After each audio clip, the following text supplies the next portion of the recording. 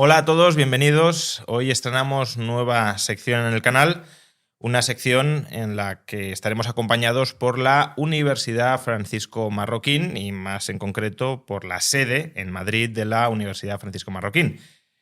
Se trata de una sección en la que desarrollaremos entrevistas, como también las hacemos habitualmente en el podcast del canal, pero entrevistas alrededor con la gente de la Universidad Francisco Marroquín y en la sede que la universidad tiene en Madrid y que está abierta a todos para que la visitéis y os podáis informar sobre los diversos programas de grado y de posgrado que ofrecen presencialmente y algunos también online en la propia universidad. De hecho, hoy vamos a entrevistar a una persona que es codirector del máster en Economía UFM Hespérides, que es un programa, como decía, online.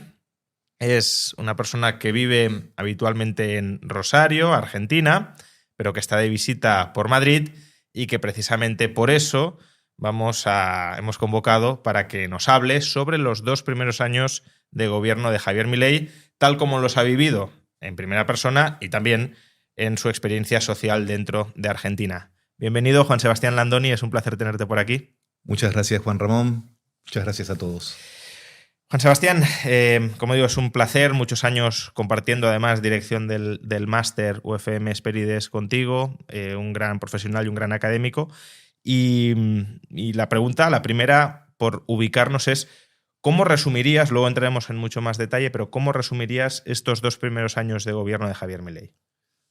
Resaltaría el orden, cierta racionalidad, cierta cordura, aunque la personalidad de Javier por ahí indica lo contrario, la personalidad del presidente de la nación, pero se ha vuelto a discutir aspectos lógicos de la vida económica y social.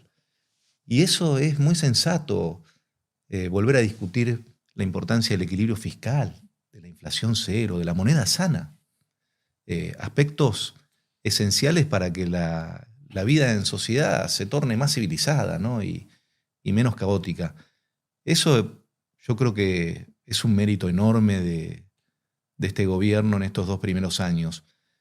Pero por ahí hablábamos antes de comenzar esta grabación de aspectos muy economicistas, ¿no? De la tasa de interés y los bonos y la inflación y la pobreza, que son importantes, pero no soslayemos el aspecto del orden público. Este gobierno devolvió a la sociedad argentina mucho de esa paz social que habíamos perdido, ¿no? En manos de esta idea absurda de que el delincuente es una víctima de la sociedad y entonces tiene derecho a robarle a la viejita y a arrastrarla por el suelo. Todo eso, que parece un delirio, no es una exageración mía. O sea, lo han vivido en mi familia, mujeres y varones, ¿no? Y eso ha cambiado con más presencia policial, con un poco más de orden judicial. Así que bienvenido, no solamente para poder andar tranquilo por la calle, que yo veo que es normal en el mundo desarrollado, sino también para que haya un florecimiento de nuevos negocios o pequeños comercios o talleres artesanales, industrias menores, en virtud de que antes no habrían por la inseguridad. De hecho, hay una fundación ahí en Rosario que está iniciando un estudio de el impacto, ¿no? Habría que medirlo estadísticamente, no lo tengo medido, pero se nota. Sobre todo, ¿sabe cuándo se nota? Cuando usted viaja al barrio periférico donde había el caos, era tremendo, ¿no? Así que bienvenidos a estos aspectos para empezar. Luego hablaremos sobre la relación entre inflación e inseguridad, porque a lo mejor la idea de que existe una cierta responsabilidad en el aumento del crimen del marco estructural no es tan descabellada, ¿no? A lo mejor sí que hay que echarle la culpa a los políticos que destruyen la moneda del aumento de la criminalidad y no solo al criminal como tal, ¿no? Pero antes de llegar a ese punto, danos un poco de perspectiva sobre la historia de la inflación en Argentina, porque, claro, estamos en un país, España, que es verdad, también ha tenido épocas de inflación muy, muy importantes, años 60, 70, 80, pero sobre todo desde la entrada en el euro, pues bueno, estamos en el 2, 3, un año muy, muy, muy malo y excepcional en el 10% anual. Pero claro, en Argentina 2025 ha sido un muy buen año en materia de inflación y ha tenido 31%, 32% de inflación. Es más, mensualmente Argentina tiene más inflación que la mayoría de países anualmente ahora, con las políticas exitosas de Milei puestas en marcha. Y este mal endémico inflacionista de Argentina no es una cosa nueva, ni es una cosa de Milei, que lo ha solucionado mucho, ni siquiera es una cosa del anterior gobierno peronista, que lo agravó mucho, pero ya estaba ahí, sino que viene de muy atrás. Entonces, ¿cuándo empieza esta dinámica recurrentemente inflacionista de la Argentina y por qué en tantas décadas el país, la clase política, la sociedad ha sido incapaz de darle una solución como sí se le han dado muchos otros países, incluyendo en Hispanoamérica? Claramente, Argentina tiene un mal endémico con la inflación y es un mal del siglo XX. Diría de la segunda mitad del siglo XX hasta la actualidad. El argentino le ha pedido al Estado demasiado. Y lamentablemente se ha constituido una sociedad como una especie de guerra todos contra todos, donde casi todos los argentinos creemos que tenemos un derecho sobre los demás, un derecho sin obligaciones. Uh-huh. Y claro, primero fueron los grupos de interés más concentrados, más poderosos, mejor organizados, contra los menos organizados. Y la verdad que fue avanzando eso hacia las distintas capas de la sociedad, donde casi todos los argentinos tenemos la mano en el bolsillo de otro argentino. Es algo inédito. Y eso bloquea la sociedad, ¿no? Y al cortarle los mecanismos de creación de riqueza, el Estado se tendió a desfinanciar y ha recurrido, bueno, a distintas herramientas, ¿no? La creación absurda de impuestos nuevos y alzas de las alícuotas de los impuestos existentes. Obviamente el endeudamiento tanto en moneda doméstica como en moneda internacional y, bueno, también algún tipo de expropiación y algún tipo de privatización con criterio fiscal. Y por último, esto de la emisión monetaria desbordada, absurdamente desbordada, que llevó a la Argentina a hiperinflaciones en los años 80-90. Y yo creo que cuando asume el presidente Milei en diciembre de 2023, Argentina estaba en el principio de una hiperinflación.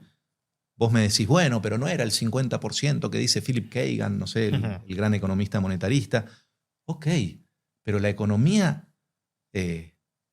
se dirigía hacia una tasa de inflación hiperinflacionaria con peligros de volver a tasas de 4 dígitos, como la Argentina había tenido allá en el año 89-90, ¿no? Así que ese sería el gran resumen de la historia inflacionaria de Argentina. Brutal resumen. Por profundizar un poquito en las causas que tiene la inflación, porque claro, la causa superficial es la emisión monetaria para financiar el déficit público. Básicamente, los políticos, como decías, quieren gastar, la sociedad les pide que gasten, pero los políticos no quieren recaudar porque la sociedad tampoco quiere que les suban los impuestos para financiar ese gasto, con lo cual entre todos nos hacemos la trampa de emitir, porque así parece que nadie lo paga cuando en realidad lo pagamos entre todos a través de inflación. Pero ese fenómeno de irresponsabilidad política también se vive en cualquier otra democracia del planeta y muchas de ellas, incluyendo, como decía antes, países hispanoamericanos, que uno podría decir que a priori tienen instituciones mucho más débiles que las de Argentina. Estoy pensando en Perú, por ejemplo, que es un país que institucionalmente es mucho más inestable desde un punto de vista político que Argentina, pero Perú ha resuelto bien su problema de inflación, también tuvo hiperinflación y supo aprender de ese error su clase política, su clase dirigente en un sentido más amplio, supo aprender y reformó las instituciones monetarias. En Argentina no ha sido así. ¿Por qué crees que no ha sido así? Y me interesa plantearte una hipótesis de la que quiero tu valoración, porque muchas veces se tiende a pensar que la inflación perjudica especialmente a los ricos, porque son los ricos los que tienen activos de renta fija y por tanto diluye su patrimonio. Pero en Argentina parece más bien que la inflación ya no es que perjudique más a los pobres que a los ricos, sino que es una fuente de ganancias extraordinarias para los ricos, porque los ricos están muy dolarizados y por tanto la inflación deprecia el tipo de cambio y son capaces de recomprar pesos con ganancias brutales. Y al revés, estabilizar el tipo de cambio como política desinflacionaria evita esas plusvalías especulativas de los ricos dolarizados y de alguna manera protege el poder adquisitivo de los más pobres, con lo cual los intereses de los ricos, que de alguna manera podrían orientar la política pública, no están claramente alineados con mantener la estabilidad cambiaria y la estabilidad de precios. ¿Cómo lo ves?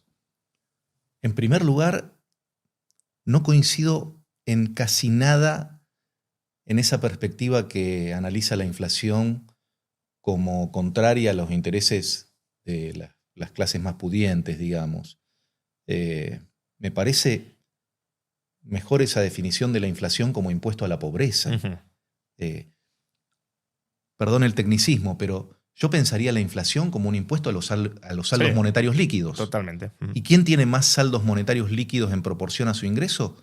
La persona que pide limosna en la puerta del templo. Sí, aunque es verdad que yo creo que esa es una visión del rentista victoriano del siglo XIX, donde ahí sí que es verdad que la renta, o sea, el rico invertía sobre todo en renta fija, le proporcionaba un ingreso periódico y la inflación eso se lo cargó. Pero claro, el rico ya se ha adaptado a ese escenario, obviamente. Tal cual, tal cual. Y hoy día la inflación es durísima con los más pobres. De hecho, fíjate lo que ha pasado estos 2 primeros años del gobierno del presidente Milei. La caída abrupta de la tasa de inflación de 220 a 110 y a 32, uh-huh. Ahora 31 y pico. Hablo de 2023, 2024, 2025 respectivamente. Fue acompañada par y paso por una disminución drástica de la tasa de pobreza. Uh-huh. Probablemente se estabilice la tasa de pobreza en estos niveles altos, para niveles europeos o uh-huh. internacionales de desarrollo, son niveles altos, 30% de pobreza, pero veníamos de 55%. Y vos me decís, ¿qué pasa ahí? Yo creo que ahí empiezan los aspectos más delicados de la inflación en relación a la capacidad de ahorro y a la acumulación de capital. ¿Qué es lo que le pasa a una economía con alta inflación en el mercado de fondos prestables? Básicamente destruye el mercado de capitales en moneda doméstica. Uh-huh. Y eso básicamente proviene de que todos corremos cuando la inflación es 10-15% mensual, algo que en Argentina conocemos. Uh-huh. ¿Qué dice mi esposa? Vamos al Mercadona, no sé, al Gran Super, a hacer las compras. ¿Cobraste? Sí, cobré justo ayer. Bueno, vamos. Y nos llevamos a los chicos para traer el auto a tope. O sea, todo el mundo se saca el dinero de encima como papa caliente, y eso tiende, acelera la velocidad de circulación, tiene todos efectos contrarios a los esperados, ¿no?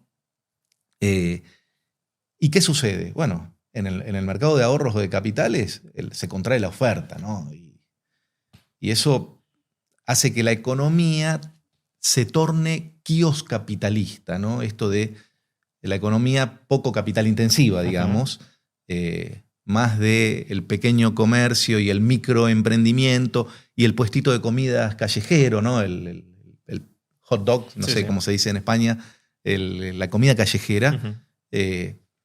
En lugar del gran restaurante o la cadena de pizzerías, ¿no? Bueno, eso le ha pasado a la Argentina, ¿no? Se ha descapitalizado. ¿Y dónde ves esta descapitalización? En la infraestructura, en la educación. Las escuelas se llueven y los niños no tienen clases. O tienen ratas, horrible, y los niños no tienen clases. Los hospitales, se rompe el tomógrafo y no lo podemos reponer.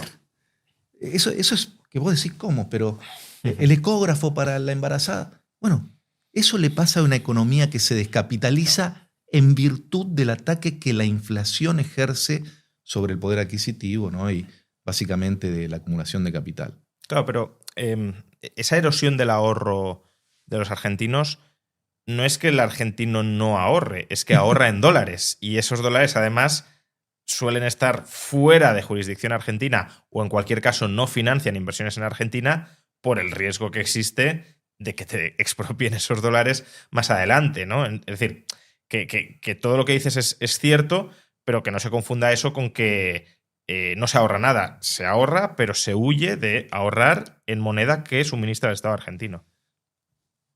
No con espíritu de corrección. Tengo esa cosa de maestrito, Juan Ramón, sí. Ya me conoces. Pero es cierto que los argentinos ahorran. Ahora, ¿qué porcentaje de los argentinos ahorran, no? Algunos estudios se han hecho en la Argentina al respecto y se dice que entre un 20 y un 40%. No es exacta la cifra, pero bueno, estamos hablando de que el porcentaje de argentinos que ahorra podría llegar a tener un PBI ahorrado. Un PBI argentino. O sea que hay ahorros disponibles. Sí. Lo que siempre es una buena noticia para los que queremos ver el mundo con esperanza, ¿no? ¿Por qué? Porque esos serían los primeros ahorros que volverían si el riesgo país más o menos se acomoda, si la seguridad le ofrece a los emprendedores nuevas oportunidades. Por eso yo creo que ese volumen de fondos, algunos dicen que podría ser un tercio del PBI, es exagerado decir un PBI, cualquiera de esos números es una cifra asombrosamente importante para hacer lo que Argentina tiene que hacer, que es volver a invertir y aumentar la productividad. Un dato que solemos coincidir los economistas en Argentina: la productividad argentina no se mueve desde la década del 70. Es atroz, es un retraso atroz. Por eso, bueno, la tasa de pobreza, ¿no? Claro. Ahí está el correlato, ¿no? Totalmente. Antes nos describías algunas de las decisiones o de las reacciones que se toman viviendo en un entorno de alta inflación.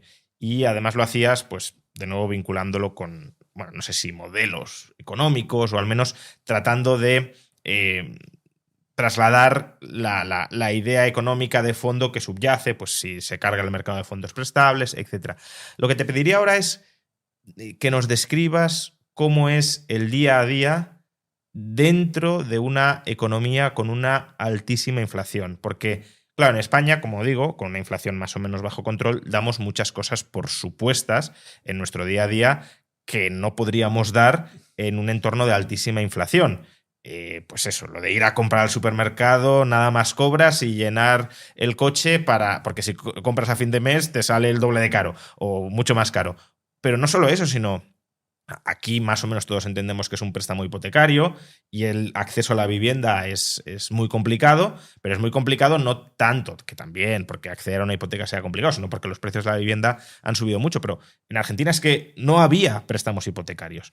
O ¿cómo tiene sentido, por ejemplo, llevar el dinero a un depósito bancario? ¿O cómo el banco compensa, ¿no?, con intereses esos precios altísimos? ¿Cómo es el día a día en un entorno tan altamente inflacionario?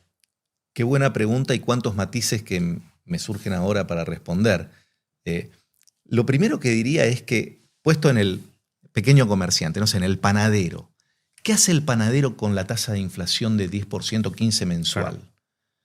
Trata de postergar los pagos todo lo que puede y anticipar los cobros todo lo que puede. Todo el mundo hace un máster en finanzas en poco tiempo, ¿no? El hombre de a pie, que quizás no terminó la escuela secundaria, se llama, no sé, quizás tiene, bueno, una formación, una instrucción básica, pero todo el mundo empieza a entender esto, ¿no? La lógica, eso del corto y el mediano, claro, y el larguito. Eso en primer lugar. Los argentinos aprendimos eso de una manera rapidísima y todo el mundo está al tanto. Y por eso la inflación tiene otro aspecto en el mercado de capitales, ¿no? Como premia a los deudores y castiga a los acreedores, todo el mundo está endeudándose todo el tiempo. Bueno, eso es otro matiz que me venía a la cabeza cuando pensábamos esto. Pero decías algo interesantísimo respecto de qué pasa cuando baja la inflación con los depósitos bancarios, las tasas de interés. Y acá yo creo que vos sos el especialista, yo no soy de economía monetaria, a mí me interesa más la micro, pero pasa algo muy interesante, que me lo han señalado algunos colegas en Argentina. Me han dicho, mirá lo que pasa en las cuentas de ahorro, en las cuentas sueldos, las cuentas salario. ¿Qué pasa cuando hay inflación alta? Todo el mundo retira los fondos en los primeros 5 días del mes. Al día 6 no hay un centavo. ¿Qué pasa hoy? 10.000, 15.000 millones de dólares en moneda doméstica, todo el mes en promedio. Ojo con ese aspecto de la baja de la inflación. Cuando la preocupación cede respecto de la pérdida de poder adquisitivo, el público tiende a mantener depósitos más extensos en el tiempo. Y eso permite que el banco financie más, claro. Eso permite, ¿no? Todavía no se está viendo porque, y acá es algo que, si queremos ayudar a cualquier gobierno, yo creo que deberíamos ser críticos. Analíticos, reflexivos, no críticos peyorativamente. No destructores. No destructores. Pero, viste, el hecho de que el gobierno sea todavía un gran demandante de fondos en el mercado de fondos prestables, por ahí todavía no se está notando a donde queremos que se note, que es en la actividad económica, ¿no? En la inversión y en la productividad y en los salarios reales. Y en los salarios reales. Pero eso es lo último, ¿no? Es aumenta la productividad, se aumenta la acumulación de capital y por último los salarios. Bueno. Y ahí, por eso me parece muy importante tu pregunta, ¿no? Esto de ¿cuándo volverá esta inversión y la productividad? Y aquí yo me iría por un caminito del costado, que es ¿cuándo va a conseguir este gobierno destrabar el mercantilismo argentino? ¿No? La trampa corporativa, que no es solamente lo que pensaba Adam Smith de los empresarios mercantilistas. En Argentina hay mercantilismo político, hay mercantilismo sindical, empresarial ya lo dijimos, y tenés mercantilismos en el Poder Judicial, en distintos ámbitos de la sociedad, en algunos cultos religiosos. O sea, realmente está complicada la sociedad argentina en ese sentido. Tan complicada que este gobierno, que tiene unas ideas muy alineadas con la desactivación del poder mercantilista, tiene inmensos problemas, ¿no? Si nosotros nos ponemos a enumerar los sectores mercantilistas de la Argentina, estaríamos 1 hora u horas, ¿no? Y empezamos... No quiero dar nombres, porque aparte cada sector tiene un nombre y apellido, es una familia. Entonces, ahí te das cuenta, las ordenanzas de Colbert en Francia son nada en la Argentina actual. Las ordenanzas de Colbert, yo ahora no me acuerdo del Manual de Historia del Pensamiento Económico, pero eran unas cientos. El ministro Sturzenegger, el ministro de Regulación argentino, dice que son más de 60.000. Solamente las regulaciones. Y acá hay que tener cuidado, porque no se trata solo de regulaciones, son regulaciones, protecciones y promociones. Esa maraña, esa telaraña horrible que ha bloqueado a la sociedad argentina, hay que destrabarla para que algún día la pobreza estructural baje del 20, 30. No. Bueno, un ejemplo de ese mercantilismo escandaloso que me parece muy ilustrativo, que no es el único, pero sí ya es especialmente escandaloso, una de las partidas de precios que más ha contribuido a moderar la inflación, que más se han abaratado y por tanto han incrementado el poder adquisitivo de los consumidores en el último año, ha sido el textil, por la importación de textil barato. Y tienes a todo un ex candidato a la vicepresidencia de la República con Mauricio Macri, no con Alberto Fernández o con Cristina Fernández, Miguel Ángel Pichetto, que está dando la batalla día sí y día también en el Congreso, diciendo que eso es inadmisible y que hay que proteger a la industria textil argentina con aranceles y con prohibiciones de las marcas extranjeras mucho más agresivas, porque si no se están cargando el textil. Claro, básicamente lo que está diciendo es que los pobres argentinos pagan la ropa mucho más alta, mucho más cara, para proteger a la industria textil local que no es capaz de adaptarse al contexto global. Eso es una tragedia, ¿no? Lo que vos acabas de mencionar de pagan los pobres, ¿no? Que publicamos un libro con un colega, Luciano Villegas, que se llama Pagan los pobres, consecuencias negativas de políticas públicas con buenas y malas intenciones.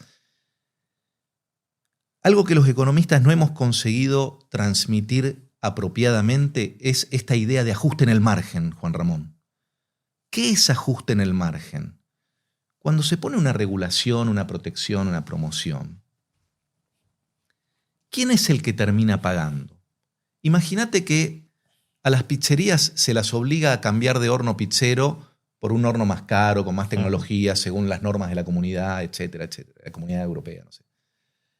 ¿Qué pasa? La pizzería del barrio que está ahí en el punto de equilibrio, en el break-even, como dicen en inglés, vos le pusiste este costo, esta regulación que le sube el costo, la hundiste, le entra agua por acá, ¿no? La hundiste. Eso es ajuste en el margen. La pizzería de la Gran Vía, no sé, no tiene ningún problema. Quizás disfrute de esa protección porque se le funden los competidores allá en el margen, pero básicamente pagan los pobres. Es terriblemente importante explicar esto de ajuste en el margen, que lamentablemente no hemos sido eficaces en la explicación, ¿no? ¿Por qué? Porque muchas veces el hombre común, que es el más perjudicado por estas regulaciones, termina defendiéndolas, creyendo que va a ser beneficiado por esas regulaciones, cuando en realidad el beneficiado vaya a estar arriba. Bueno, la idea del mercantilismo era un poco esa, ¿no? Comerle la cabeza al ciudadano diciéndole, te vamos a robar un poquito, o sea, bueno, para ocultar que le estaban robando un poquito, para dárselo a un gran empresario, o al lobista que estaba bien conectado, con la idea de que eso promovía el interés nacional y que, por tanto, él estaba dentro de ese interés nacional, ¿no? Y aquí pasa algo similar. Lo que mencionaba el caso de Pichetto, porque, claro, uno podría esperar que este tipo de discurso, que sería incluso agresivo para los estándares de una sociedad como la española, es decir, en España es verdad que no tenemos política comercial propia y por tanto tampoco hay tanto espacio para esto, pero en España este discurso tan anti-importaciones no lo mantiene ni siquiera Podemos o Sumar. Es verdad que Vox con las importaciones agrarias sí lo está más o menos defendiendo, pero es que Pichetto incluso va más allá de eso, ¿no? Y entonces uno podría decir, bueno, eso encaja más o menos en el ámbito antimercado del peronismo, es comprensible, pero no, es que este señor era la alternativa al peronismo en 2019. Entonces, claro, si la alternativa al peronismo es esto, ¿cómo uno espera que ese país salga adelante si no es a través de un actor tan disruptivo y tan principial como lo ha sido Javier Milei, que ha llegado a la presidencia casi de milagro y de rebote, ¿no? Uh-huh. Realmente llamativo lo que pasa en Argentina, pero el nacionalismo hizo estragos. Probablemente desde principios del siglo XX, con unas leyes de educación nacionalistas, básicamente. Y hemos entrado en una deriva de mercado internismo, ¿no? Esto de no hay que desarrollarnos hacia adentro y terminar de una vez con los productos foráneos. Y Pichetto es básicamente lo mismo de los últimos 100 años. Esta gente que dice, no, las plataformas chinas que nos venden los... Olvidando que cuando sube el precio del calzado, los que damos gracias que podemos andar calzados y calzar a nuestros hijos, muchas veces le damos la espalda al que anda descalzo, por esa lógica de, no dejemos entrar el calzado chino. Bueno, hermano, eso es una locura, ¿no? Porque los más pobres son los que andan descalzo, ¿viste? Y el niño cuando hace 0 grados, en Argentina también hace 0 grados, tiene que estar calzado. Por eso se ha perdido mucho esa discusión del siglo XIX, ¿no? A donde hasta los socialistas estaban a favor del libre comercio. Uh-huh. En Argentina hay muchos socialistas del siglo XIX que estaban en contra. Alguien discutía un arancel y ellos estaban en contra. ¿Por qué? Por esto que estamos señalando. Bueno, esto es una protección al empresario, ¿no? Entonces, claro, darle poder monopolístico al empresario no parece que sea algo que un socialista en principio deba deba defender. Un nacionalista sí, porque puede priorizar la industria estratégica y demás, porque al final ese nacionalismo conecta con el mercantilismo como visión, ¿no?, actualizada en retrospectiva de la derecha. Pero claro, alguien de izquierdas, que además se las da de universalista o globalista en el buen o en el mal sentido de la palabra, pues no debería hacerlo, ¿no? Pero incidía en esto de Pichetto por lo que decías antes de lo complicado que es para un gobierno incluso libertario desmontar todo el entramado de intereses mercantilistas que a lo largo de décadas se han ido constituyendo en Argentina y que son poderes fácticos reales que, bueno, o compran o presionan o amenazan de distintas modalidades a quienes tienen la capacidad de alimentarlos o de quitarles el alimento para justamente que no les quiten el alimento. El problema es que ese alimento en Argentina se ha estado financiando con inflación sobre todo y también con ineficiencias y pérdidas de productividad, como decías, ¿no?, estancada desde los años 70. Y claro, ya no es solo que tengas una especie de minoría protegida y privilegiada que, bueno, es la casta parasitaria que vive de los demás, pero ahí se queda. No, es que esa casta parasitaria ha crecido tantísimo que ha arruinado al país durante décadas. Y eso, pues es lo que está intentando desmontar en última instancia Javier Milei, aunque aquí se percibe que no, aquí se percibe que gobierna para los poderosos, para los ricos, cuando es todo lo contrario. Está gobernando en contra de las élites económicas de décadas de Argentina que han secuestrado el Estado como una mafia y se lucran parasitando al resto de la población. La gran pregunta es si el presidente actual y su gobierno y su gestión van a poder con este aparato mercantilista que mencionábamos antes. Yo creo que ya empezaron a dar señales de cuál es el camino correcto. O sea, si algo me da optimismo cuando analizo al gobierno actual es que los principios detrás de este gobierno van en ese sentido, Sí. ¿no? Está en la lógica de el respeto de la vida, la propiedad, los contratos, las 3P de la justicia de Adam Smith, Person, Property and Promise, diría el viejo escocés. Y eso es muy importante para analizar estos pequeños éxitos que ha tenido. Vos señalaste lo de Pichetto, pero también con los teléfonos celulares, con algo de la línea blanca, eso de heladeras, cocinas, no sé. Ha tenido un éxito ahí también.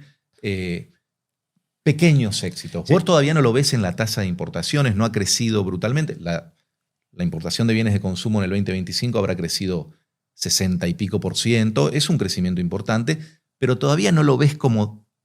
Bueno, también no lo ves porque hay que crecer en exportaciones, Claro. ¿no? Porque vos necesitas los dólares para pagar. A Argentina no la financian fuera, eso Claro, es. claro. Entonces, tenés que crecer en lo de los dos lados. Pero yo creo que la línea es señalaste lo del textil, vamos en ese sentido y eso nos da optimismo. Ahora, ¿se podrá con los otros sectores? Bueno, por lo menos los principios están claros. Creo yo, acá me meto en un análisis más político y no soy politólogo y soy pésimo para hacer este análisis, pero ¿qué me dicen los colegas que están en la Cámara de Diputados o de senadores, algunos amigos nuestros en común? ¿Qué dicen ellos? Bueno, ahora hemos conseguido tener una masa de legisladores en la Asamblea Nacional que nos va a permitir discutir de otra manera y los cambios van a ser de otra manera. Ok. Pero también hay que recordar, esto es para ser analítico y no para criticar al gobierno actual de ninguna manera, hay que recordar lo que le pasó a Mauricio Macri cuando negoció con los gobernadores, ¿no? Le pidieron tantas cosas que terminó desinflando el poder de las reformas. Claro. Yo no creo que este sea el caso, porque este gobierno me parece que en términos de principios está más claro. Por eso me despierta más expectativa. Sí, al final Mauricio Macri era una coalición de muchas corrientes muy distintas sin un líder que tuviese los principios claros, sino que lo que buscaba era gobernar contra el peronismo, que no es una mala idea de entrada, pero claro, solo gobernar contra, sin gobernar para algo, pues te termina vaciando, ¿no? ¿Te interrumpo un segundito? Sí. ¿Y Mauricio Macri no es un mercantilista? Sí, claro. También viene de esa tradición. Lo dijo él, yo no dije nada. Bueno, yo lo puedo decir porque estoy fuera. Pero justamente sobre el tema de los principios te quería preguntar, ¿no? Porque Yo efectivamente también lo que me da mucho optimismo, luego se tomarán mejores o peores decisiones, porque esto, la política desde luego como la empresa también es prueba y error, pero que los principios estén claros y que se sigan defendiendo, desde luego me da optimismo, porque significa que de momento al menos no se están corrompiendo intelectualmente y no se están desviando del camino que han de seguir. Pueden tomar a veces atajos, esto lo dice Milei, que no es una línea recta, porque como la política es un proceso contra tus enemigos, pues tienes que ser suficientemente hábil como para desviarte un poco si de esa manera los despistas y puedes llegar a tu destino, ¿no? Pero sobre todo también me gusta de este gobierno en el sentido de ser coherente con sus principios, que esos principios también los está aplicando a un ámbito donde sus actuales alianzas geopolíticas globales parecería que lo llevan a no tener que aplicarlos, que es, como decías, el ámbito del comercio internacional.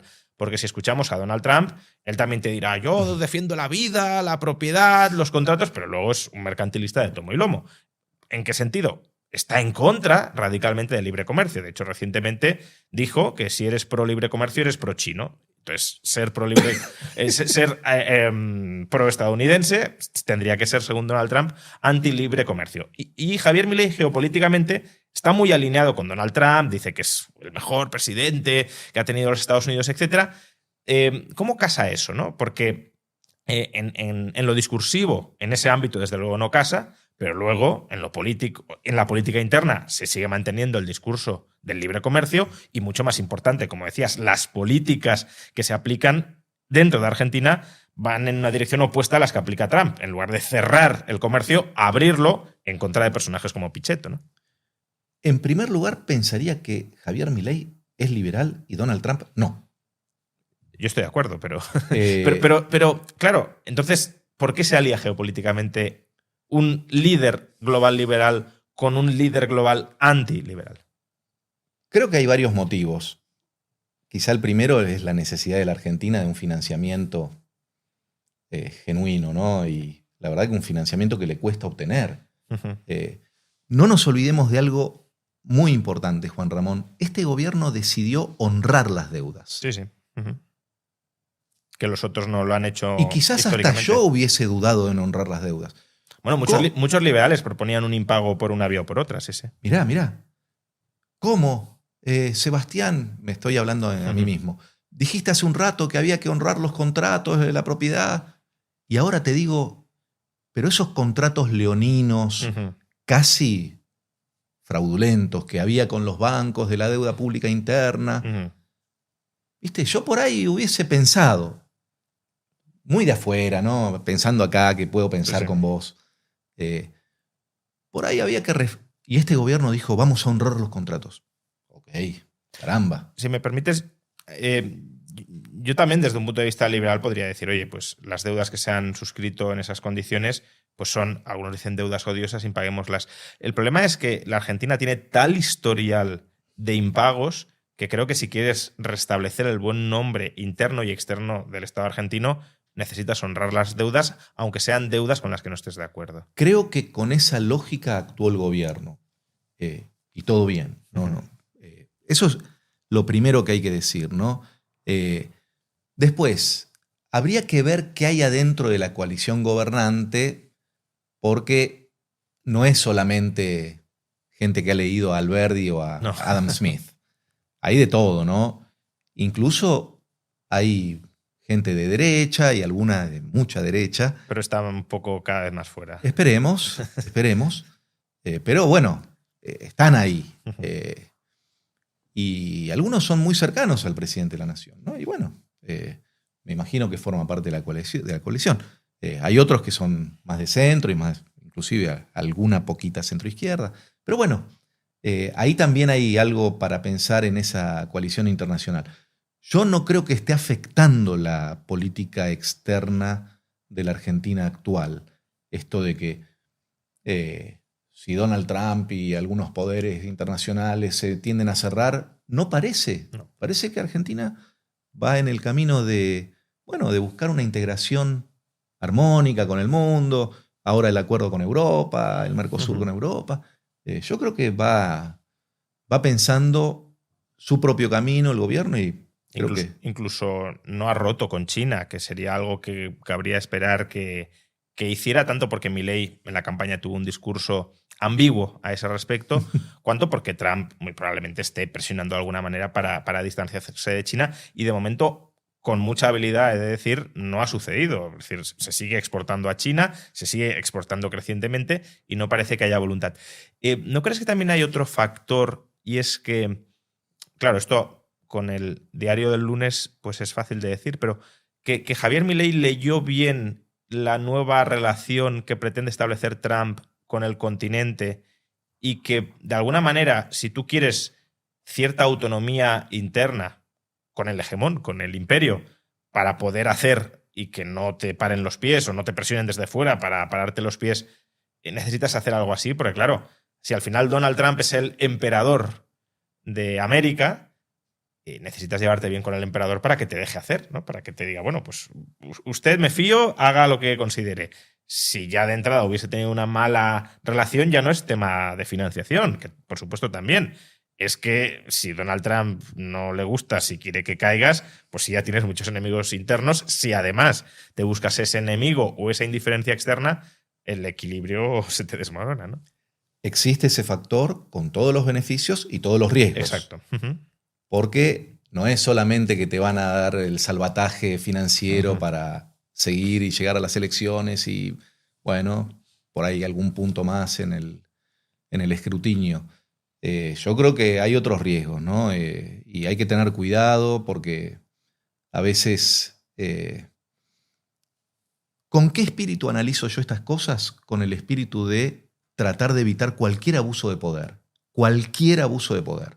Por supuesto, a mí me preocupa el abuso de poder de los gobernantes, pero también me preocupa el abuso de poder en la familia, en la empresa, el abuso de poder entre nosotros. O sea, creo que hay que tener un espíritu aquí de principios nuevamente, ¿no? Y tiendo a creer optimistamente que Javier Milei va en ese sentido, ¿no? Que no le está comprando todo el paquete. No.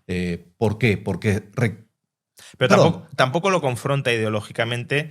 Es cierto. Porque creo busca esa coexistencia pacífica, ¿no? Sí, pero yo hubiese pensado que iba a tener una apuesta más agresiva con algunas minorías y no la tuvo.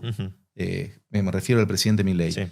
Y le doy la bienvenida a eso, ¿no? Que no entre en esa deriva de la derecha absurda. Me parece que en ese sentido va bien. Estoy de acuerdo. Y yo creo que haría muy mal en casa. Me acuerdo de un discurso en Davos que no anduvo muy bien. Pero bueno. Pensamos en lo mismo, sí. Pero fíjate que yo creo que después se acomodó, ¿no? Ahora déjame pensar un segundito más al respecto. ¿Cuál es el riesgo de todo esto? Te lo dije hace 2 años cuando hablamos del triunfo de Milei. En Argentina hay argentinos. Sí, y en España hay españoles, pero sí. No. En Argentina hay argentinos.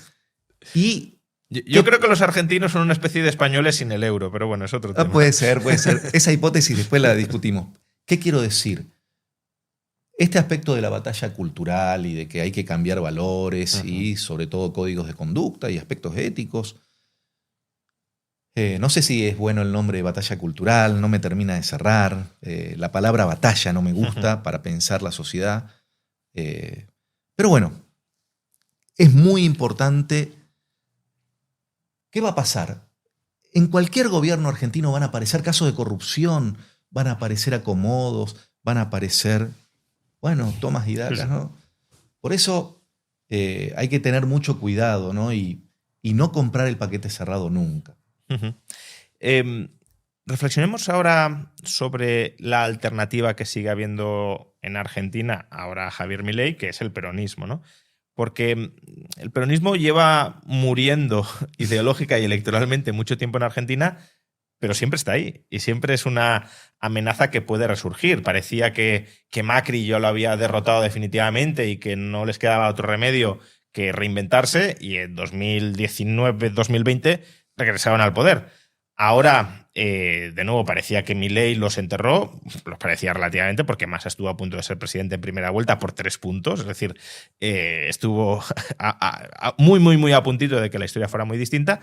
Pero bueno, con la caída de la inflación, la falta de discurso realmente alternativo que ahora tiene el peronismo, parecía que la predominancia de política de Milei ya alcanzada la presidencia iba a ser muy clara, y en las elecciones de medio término hubo un pánico interno sobre la posibilidad de que el peronismo ganara esas elecciones y, por tanto, tumbara toda la agenda reformista del gobierno. Finalmente no sucedió, finalmente Milei ganó con mucha holgura, pero sigue ahí. Es decir, mucho me temo que en las siguientes elecciones presidenciales el miedo de que gane Kicillof o quien sea el candidato peronista será un miedo muy presente, que generará, por tanto, pánico financiero interno y que volveremos a una situación de inestabilidad como la que tuvimos hace unos meses.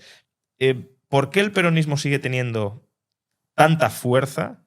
Y tanta fuerza me vale un 30% de la población, que en términos históricos para Argentina es muy poco, pero claro, que un tercio, casi un tercio de la población te compre esto. Y luego, ¿por qué el peronismo se resiste tanto a reformarse internamente? Porque, bueno, sí, puede tener el folclore, etcétera, pero al final incluso ha habido reflexiones de peronistas diciendo no podemos seguir con este discurso y con estas propuestas que ahuyentan a la población y que les entra miedo a la mitad o a más de la mitad de la población cada vez que tenemos la perspectiva de llegar al poder, porque volveremos a la inflación, al cepo, a los impagos, a las expropiaciones, al desorden social. Vale, sí, si hacen ese diagnóstico y se dan cuenta y además en muchas elecciones encadenan derrota tras derrota, ¿qué les impide realmente cambiar, actualizarse, mantener, si quieres, el discurso nacionalista, pero con una mínima ortodoxia fiscal? Quiero decir, la izquierda de Chile, la izquierda de Uruguay, la izquierda de Paraguay, la izquierda, bueno, en Perú es más relativo, pero bueno, incluso la izquierda colombiana, te diría, por supuesto la izquierda brasileña, no tienen las políticas, o no defienden, no promueven las políticas peronistas. ¿Por qué en Argentina sí? Argentina es un país que compró recetas populistas.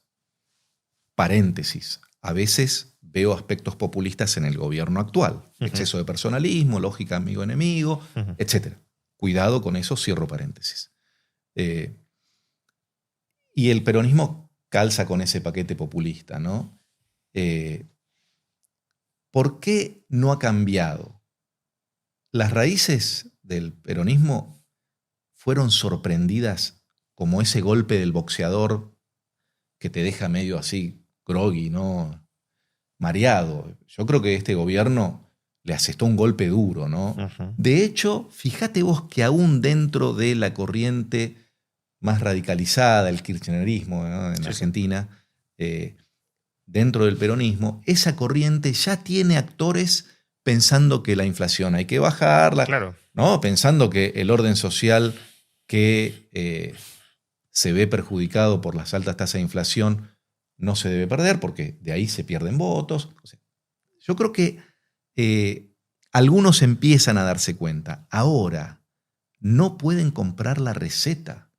¿Por qué? Porque ellos dirían, bueno, hay que controlar los precios. Nosotros tendríamos que haber salido agresivamente a frenar con control en los supermercados, en las empresas, ¿no? Con sindicalistas activos o militantes políticos activos. Eso pasó en la Argentina. Medían las góndolas, cosas absurdas, ¿no? Entonces, para mí, el golpe de la narrativa de este gobierno, no sé si la esperaban o no. Creo que muchos no la conocían, y eso los tiene así como en veremos. Ahora, cuidado con soslayar la capacidad de adaptación del peronismo, ¿no? No olvidemos, y recordemos que es un partido de poder, ¿no? Donde su mayor ambición es el poder, y por esa ambición se pueden transformar en libertarios, ¿no? El menemismo tuvo cosas conservadoras y de cierta libertad económica. Y de hecho muchas fundaciones internacionales abrazaron las ideas del menemismo, que era un peronismo de los años 90, lo decimos acá para el público. Así que cuidado que el peronismo es gatopardista y se acomoda. Sí, lo que pasa es que está claro que para que de ese cambio habría que cargarse a Cristina Fernández de Kirchner. Es decir, con ella como líder política, ese cambio es imposible. Y ahí está. Yo creo que el kirchnerismo disfrutó de las mieles de las arcas llenas, ¿no? Como había sido el primer peronismo en la década del 40 del siglo pasado, esos precios internacionales tan favorables, el escenario post-devaluación. La salida post-devaluación con salarios miserables, ¿no? O sea, todo eso le generó a la Argentina una plataforma para el crecimiento que fue utilizada para el redistribucionismo, ¿no? Y ahí se compran voluntades. Lamentablemente, se compran voluntades con cortoplacismo, que es lo que terminó descapitalizando a la Argentina y lo que nos trajo hasta aquí. Vos me decís, ¿qué va a suceder en el 2027? No tengo la más mínima idea. ¿Puede surgir fuertemente el peronismo? Yo creo que dependerá de los resultados de este gobierno. Si efectivamente se consolida la caída de la inflación y en 2026 andamos ahí en el 20, 15, 12, Dios santo, Dios quiera que sea bajísima, y en el 27 hablamos de un dígito, todo bien. Habría que ver qué tienen en la cabeza con la sintonía cambiaria, monetaria, fiscal. Yo creo que la intención es correcta, el orden macroeconómico. Hemos vuelto a discutir eso, el equilibrio macroeconómico, algo que no habría que dejar de discutir nunca, ¿no? ¿Cómo hacemos para estar ahí en los órdenes de Maastricht, del tratado sí. Los órdenes de, 2%, 1%, ¿viste? De déficit fiscal, lo manejo con esta alícuota, con esta deuda, con este bono. ¿Viste? Yo creo que esa es la orientación. Dicho esto, Argentina tiene complicado el panorama de deuda y de refinanciación. Por eso este hombre, el ministro Luis Caputo, dicen que es un maestro de todo ese roleo, esa refinanciación. Bueno, esperemos que salga bien y que se consolide el superávit fiscal, sobre todo el financiero, que es a donde más tengo dudas. Sí. Pero bueno, ahí va. Y como dice Walter Castro, amigo en común, ¿cuántos match points levantó este muchacho? Sí. Estos muchachos, este equipo de gobierno, ¿cuántos match points levantó? Sí. Van 7, 8, 9, 10. Levanta match point. Cuando la tiene fea, levanta. Bueno, bienvenido. Esperemos que así sea hasta el 2027. Ahí soy optimista. Si los resultados mandan. Sí, lo que pasa es que, claro, vivir en esa inestabilidad e incertidumbre constante también es muy complicado para plantear un horizonte de inversión a largo plazo, porque sí, vale, hemos superado el match point de las midterm del 26 de octubre, no ha regresado el peronismo con fuerza, eso nos da un horizonte de un año, año y medio quizá de tranquilidad, pero claro, una empresa no invierte año y medio. Entonces, si una empresa no tiene bastante claro que el marco macroeconómico no va a cambiar a partir de 2027, tampoco se va a poner a hacer inversiones a 10 años. Y claro, Argentina o cualquier país, lo que pasa que en otros países, como hay un consenso más amplio en la política sobre lo esencial, no es tan preocupante, pero como tiene elecciones continuamente y cada una de esas elecciones es un match point, que salvar o no, pues claro, eso es complicado que posibilite fuertes inversiones a largo plazo, incluso con ventajas fiscales y regulatorias tan grandes como la del RIGI, ¿no? Lamentablemente sí, es complicado. A ver, ¿cómo levanto este match point que me planteas vos? Los sectores más competitivos de la Argentina parecen estar fascinados con este gobierno. Me refiero a la agroindustria, ¿no? Al sector del campo, el productor primario y los productos derivados, harinas, pero también la maquinaria agrícola, algo que en Argentina es fuerte, sobre todo en la provincia donde vivo yo. A veces no mencionamos y está plagado de empresas de maquinarias motorizadas y no motorizadas. Y es bien fuerte porque es un sector industrial que abastece al sector más competitivo de la economía nacional, entonces tiene que ser fuerte también. Yo creo que ahí hay gente que ve en esta voluntad del gobierno de eliminar los derechos de exportación, que en Argentina se llaman retenciones, este impuesto al exportador, de productos primarios y derivados de los productos primarios, yo creo que ve una voluntad férrea del gobierno en ese sentido, de eliminarlos. Y ahora el acuerdo Europa-Mercosur exige la eliminación con cronogramas de descenso temporal anuales de esos derechos. Creo que el más largo es el de la soja, pero bueno, el resto caerían más rápido. Eso a los sectores más competitivos, donde habría que incluir, no sé, al vino y al aceite de oliva, que también hay competencia con España e Italia. Yo digo, esos sectores están con este gobierno. Y esos sectores suelen ser inversores. Qué lástima que no hay un RIGI para esos sectores. Ya. Parece que estoy hablando de mi región y de mis intereses. Puede ser, puede ser. Bueno, también lo que conoces de más primera mano, eso puede ser también, claro. Así es. Entonces, si no hay un horizonte generalizado de inversión, sino que estamos simplemente tratando de estabilizar al enfermo terminal, ¿no? Que esa es un poco la situación, ¿crees que una segunda, es hablar ya bastante hipotéticamente, porque bueno, todavía falta bastante y pueden pasar muchas cosas, pero una segunda presidencia de Javier Milei traería cambios mucho más profundos que esta primera? Me explico. Esta primera, como digo, es la legislatura de la estabilización macroeconómica. Se han adoptado muchas políticas que desde luego a los libertarios nos gustan, porque has pasado básicamente del infierno a una situación no de normalidad, pero acercándose a la normalidad, respetando los contratos, sin subir los impuestos, etc. Pero, hombre, hoy Argentina, y cuando termine la legislatura lo mismo sucederá, no es una economía libre ni de lejos, ni de lejos. Es decir, ha mejorado mucho en el índice de libertad económica, pero sigue siendo una de las economías menos libres del mundo. En parte es comprensible porque el gobierno no ha tenido hasta ahora capacidad parlamentaria para hacer otra cosa, y en parte porque la prioridad sigue siendo estabilizar la macro. ¿Crees que, como decías, si termina esta legislatura con una macro estabilizada, y si hay una macro estabilizada exitosamente, es muy probable que Javier Milei salga reelecto, ¿crees que al libertario genuino, el que quiere ofrecer algo distinto a lo que tenemos en España, porque ahora es como, bueno, yo quiero volver a Argentina equiparable a estándares de un país desarrollado, pero el país desarrollado es una socialdemocracia. Entonces, ¿crees que en un segundo mandato veríamos reformas mucho más agresivas que, por decirlo de alguna manera, acercaran institucionalmente a Argentina, no sé, a Singapur, en lugar de simplemente a Alemania? No digo en términos de desarrollo, digo en términos de marco institucional.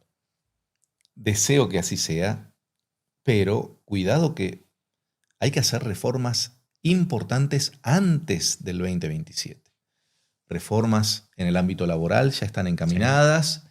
No sé si son lo suficientemente reformistas, porque en Argentina la legislación laboral incluye juzgados laborales con una orientación sesgada, siempre entre una duda, todo a favor del trabajador, que uno diría, está bien, los trabajadores, qué bueno que los trabajadores son el futuro de cualquier país, pero muchas veces se cometen injusticias que funden empresas, que quiebran empresas. Se habla de la industria del juicio en Argentina, que es una industria quebradora de empresas, sobre todo de empresas pequeñas, ¿no? Entonces, hay que hacer una reforma importante, está encaminada, una primera parte al menos.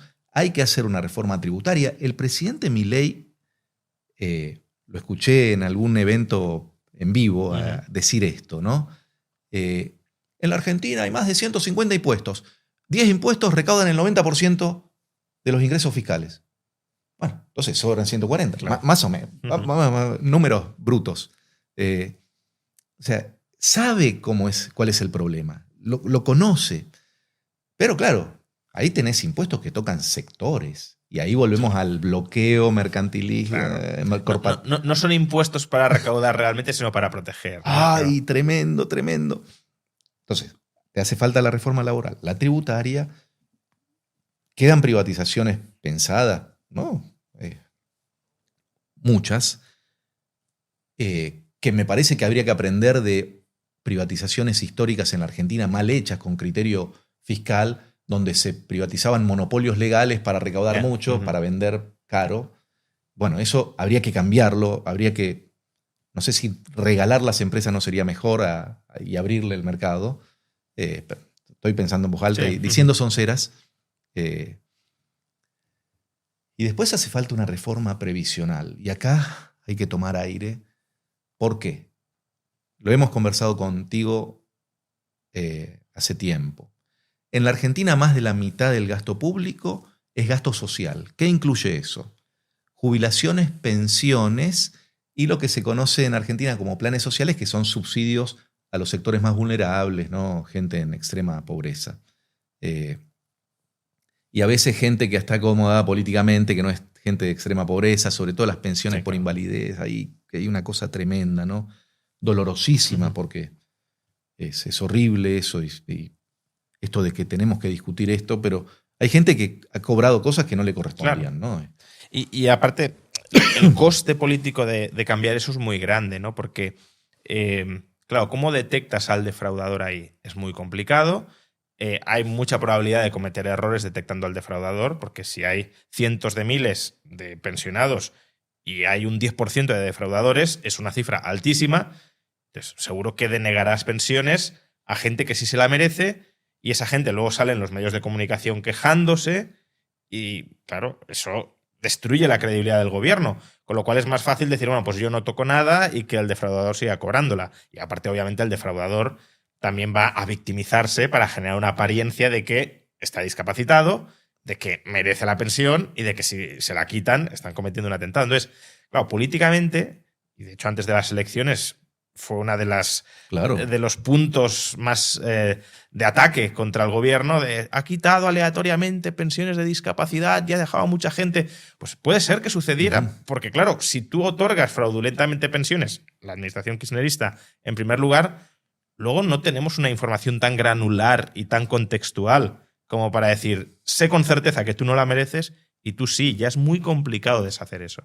Porque un éxito de esa gestión de la ministra de Desarrollo Social, no sé cómo se llama el ministerio, la ministra Petovelo, fue realizar auditorías. Muy interesante el éxito que tuvo para pacificar la calle, porque encontró que mucha gente que cortaba las calles tenía recursos mal habidos, ¿no? Otorgados incorrectamente, recursos del contribuyente. Bueno, de hecho, Milei suele calificar muchas veces a Petovelo como la mejor ministra del gobierno. Y yo creo que es algo subjetivo, por supuesto, pero bueno. Y no sé si no tiene razón. No sé si no tiene razón. Habría que discutir, obviamente. También Caput ha hecho un... Claro, pero bueno, Sturzenegger, y Bullrich. Y Bullrich, claro, la seguridad, ¿no? Pero bueno, fíjate que con el tema de la discapacidad, la auditoría es muy puntual, uno por uno, tenés que ir a verlo. No es tan sencillo, ¿no? Exacto. Es muy delicado y además el tema sensible socialmente, entonces pasó lo que pasó políticamente. Pero acá tenés un paquete de reformas muy importantes. Cuando yo te digo que la mitad del gasto en Argentina es social, ¿qué te estoy diciendo? Bueno, ¿cuánto gasta Argentina en las funciones esenciales de un Estado, gendarme, no sé, el Estado ese de justicia, seguridad, defensa? Gasta 5 puntos del PBI. Sí. O sea, no gasta nada. Entonces después nos quejamos de que los jueces no actúan o de que las alimanias se comen los expedientes judiciales. ¿Viste? Bueno, en efecto, Argentina ha vivido un retraso por descomponer las funciones elementales del Estado. Y este gobierno está intentando reconstruir eso. Bienvenido. ¿Cuánto ha conseguido? Bueno, yo creo que ha conseguido por lo menos cambiar el panorama, ¿no? Y se nota, yo le decía a Arturo Fabra, acá el director, antes de la entrevista, Juan Ramón, antes de este diálogo, que se nota en la calle cierta mejoría, ¿no? En el tema de la seguridad y del orden público. Ya para ir terminando, pero como antes hemos tocado este tema de pasada y me había comprometido a volver a sacarlo, aunque sea a modo de paréntesis, ¿no? Has comentado que la criminalidad se nota que ha descendido y que se percibe mucha más seguridad en las calles y que en parte es porque se ha dejado de tratar al criminal como una víctima del sistema y se lo ha tratado como a un criminal que merece esa sanción por parte del orden jurídico, ¿no? La visión de que el criminal es criminal porque está socialmente determinado como tal y que por tanto hay causas estructurales de la criminalidad. Es una visión muy de izquierdas o muy en la tradición marxista, ¿no? Nuestra individualidad no es nada, es un constructo social determinado por las condiciones materiales y, si lo queremos, por la superestructura, y por tanto no hay una responsabilidad personal en los actos que estamos cometiendo. Yo, si bien discrepo de esa visión, tampoco estoy completamente en desacuerdo en que el marco institucional puede incentivar ese tipo de comportamientos criminales que siguen siendo responsabilidad, por supuesto, del delincuente, pero precisamente si quieres combatir eficazmente la delincuencia, también hay que pensar en las causas institucionales que pueden estar motivándola. Y quizá una de esas causas institucionales, especialmente en Argentina, sea precisamente la inflación. ¿Por qué? Porque la inflación, al erosionar la capacidad de planificar a largo plazo, impone una agenda vital mucho más cortoplacista. Y el criminal, por definición, tiene que ser cortoplacista, porque el criminal no puede construir relaciones sociales duraderas. El criminal vive día a día, con lo que saca del botín de hoy, intenta sobrevivir hoy, y con lo que saque del botín de mañana, sobrevivirá mañana. Por supuesto, no piensa ni en ahorrar, ni en invertir. Obviamente, si hablamos de criminales de guante blanco, sí, pero estamos hablando del criminal de la calle, ¿no? Del delincuente común. Entonces, ¿en qué medida la inflación puede haber arruinado situaciones personales y les puede haber impuesto esa visión tan ultra cortoplacista que los aboque o los invite o los incentive a la actividad criminal? Permitime una anécdota. En el año 89 la hiperinflación llegó a 4.000% anual, un ridículo. Y se decía esto en los medios de comunicación. Estaban los padres de familia haciendo las compras en el mercado. Van a la góndola, retiran la leche, la manteca, el pan. Llegan a la caja y le dicen, no, ahora cuesta el doble. Y la señora dice, yo no tengo el doble. Y le pregunta al marido, dice, yo tampoco tengo el doble. Dice, cuando estaba en la góndola decía esto, te dejo esto y me lo llevo.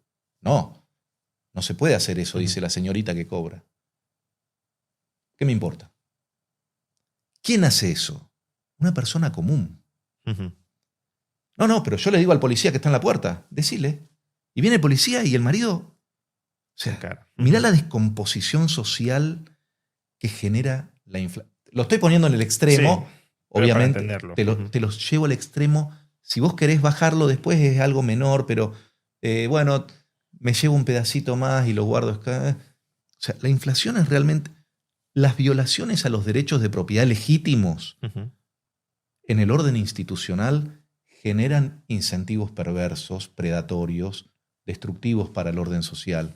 La inflación es uno de ellos.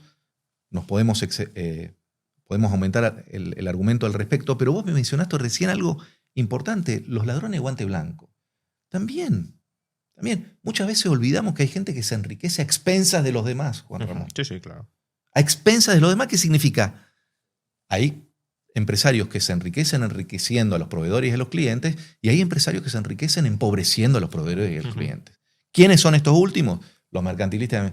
Entonces, cada vez que el aparato institucional agrede el derecho de propiedad legítimo, el que se obtiene pacíficamente, voluntariamente, cooperativamente, sin ejercer violencia, ¿no? Tiende a promoverse esta conducta, bueno, que lamentablemente lleva a las sociedades al atraso, ¿no? Además es una conducta persistente, ¿no? Porque no se trata solo de, oye, en el 89 tenemos un fogonazo hiperinflacionista, nos arruinamos todos, hay episodios de delincuencia puntual, sino que convivimos décadas y décadas en este clima social y por tanto las costumbres se van degradando y adoptamos nuevas costumbres, nuevos modos de vida, nuevas formas de sobrevivir adaptadas a ese nuevo marco institucional que es justamente parte de ellas la delincuencia. Y ya para terminar, antes hablábamos de, bueno, qué perspectivas podría traer una segunda presidencia de Javier Milei a la hora de reformar ese marco institucional. Y te decía, bueno, eso queda mucho, es para el largo plazo. A ver, en realidad, desde un punto de vista de, si lo queremos, de crecimiento económico, no es en absoluto largo plazo. Estamos pensando a 6 años vista cuando los países se transforman estructuralmente a lo largo de décadas, ¿no? Entonces, claro, la reflexión sobre el marco institucional que va a tener Argentina a largo plazo trasciende, por supuesto, esta legislatura y trasciende también la siguiente legislatura. Entonces, te quería preguntar sobre esto ya para terminar, ¿no? ¿Cuál es la perspectiva que tú ves para la Argentina en el largo plazo? Porque aún suponiendo que Milei revalida, él mismo ha dicho que no quiere estar más de 8 años. Ya veremos si es así o no. En cualquier caso, lo cierto es, ¿hay recambio del movimiento libertario? Es decir, antes decías, este gobierno tiene toques personalistas o populistas en el personalismo. Es verdad que Javier Milei es el que manda y es el líder indiscutible dentro de ese movimiento. ¿Qué vendría después de Javier Milei? ¿Habría continuidad en la agenda libertaria? Quizá no tan acelerada como con Milei, pero al menos sí una cierta persistencia, ¿no? Estoy pensando en Singapur, ¿no? Singapur claramente tiene un padre de la patria que reforma profundamente el sistema, que es Lee Kuan Yew. Y cuando se va Lee Kuan Yew, claro, hay dudas de esto se va a mantener sin él y se mantiene, ¿vale? Es verdad que Singapur luego también degenera, pero globalmente se mantiene. ¿Hay una perspectiva de que esto pueda suceder en Argentina, incluso siendo optimistas, o por necesidad esta ventana reformista va a durar lo que dure y luego volveremos a las andadas de las últimas décadas? Como estamos hablando del futuro, vamos a hacer conjeturas. Obviamente, no se puede hacer otra cosa que if, ¿no? Bueno. Entonces yo diría, solamente tenemos una perspectiva de largo plazo si eso que han dado en llamar la batalla cultural, el cambio en los valores, tiene arraigo finalmente, ¿no? A mí me parece que ahí está la gran jugada del argentino, porque en Argentina hay argentinos. ¿Y qué es lo que necesitamos? Volver al argentino del trabajo, de la decencia, ¿no? Del esfuerzo, del sacrificio, la disciplina de los inmigrantes españoles, italianos, no sé. El capitalismo, ahorro y trabajo duro. Que de Bastos, claro, el profesor Bastos. Y que repite Milei muchas veces, por cierto. Claro, claro. Y que tenían implícito esos inmigrantes que hicieron, esos inmigrantes analfabetos que hicieron grande a la Argentina, que destruyeron los hijos y nietos doctores sí. de esos inmigrantes que destruimos, ¿no? Los hijos, nietos y nietos de aquellos inmensos trabajadores que... Y acá hay otra cosa importante que señalar. Ejemplo. Argentina ha perdido el buen ejemplo, Juan Ramón. Por eso yo soy muy exigente con el presidente Milei. No tiene que haber caso Libra en Argentina. No tiene que haber. Estoy diciendo esto porque yo creo en la inocencia. No creo que el presidente Milei sea un delincuente. Pero, hombre, no hay que cometer esos errores. No hay que dar malos ejemplos. Ahora el ejemplo tiene que ser... Él usa esa expresión de gente de bien. A mí me gusta la expresión de el trabajador que se levanta temprano, le hace la comida a la señora que le hace el café a los hijos y se va rápido a trabajar. Esa gente es la que nos va a salvar. Hay que dignificar la vida pública. Bueno. Y Argentina ha tenido un deterioro de las élites públicas inmenso. De hecho, yo creo que es parte de lo que trajo al presidente Milei al gobierno, ¿no? Ese deterioro. Gente que no tenía títulos académicos en el Congreso. Gente con limitaciones cognitivas serias. Bueno, eso ha cambiado tanto que dan esperanza. Bueno, bienvenido. Bueno, pues ojalá haya esperanza para el futuro de Argentina, porque además Argentina también está sirviendo como un faro o al menos un ejemplo que observar en el resto del mundo, porque aunque el resto del mundo estemos estructuralmente mejor, la senda que seguimos muchos es una senda que ya siguió Argentina y que habría que evitar continuar, habría que tratar de revertir, y si Milei y el movimiento libertario más en general argentino tienen éxito, desde luego dará mucha fuerza y mucho impulso al resto del mundo para salir de ese camino de decadencia y volver a hacer libres a nuestras sociedades.